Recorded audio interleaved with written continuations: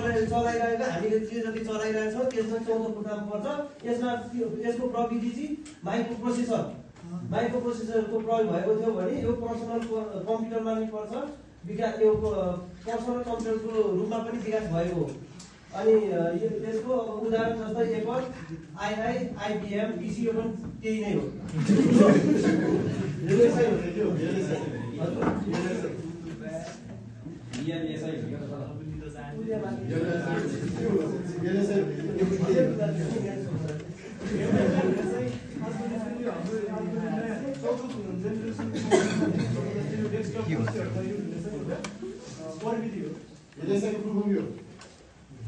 Very small large.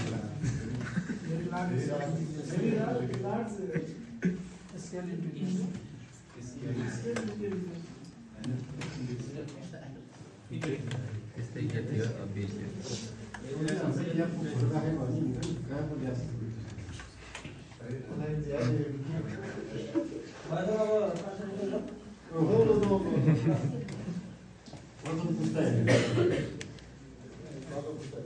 पाँचौं पुस्ता यो पाँचौं पुस्ता भनेको चाहिँ अब आउने क्रममा नि छ र आइरहेको पनि छ।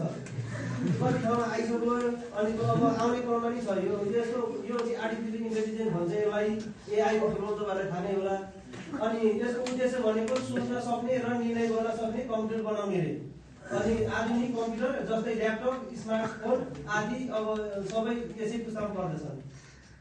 र UNSA भने के हो? हजुर UNSA भने के हो?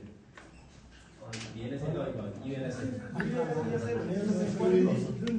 जस्तै VLSI जस्तै 24 पुस्तामा प्रयोग भएको थियो भने चाहिँ UNSA चाहिँ नयाँ 24 पुस्तामा चाहिँ प्रयोग हुने चाहिँ एउटा कम्प्युटर सिस्टममा चाहिँ प्रयोग हुने प्रविधि हो।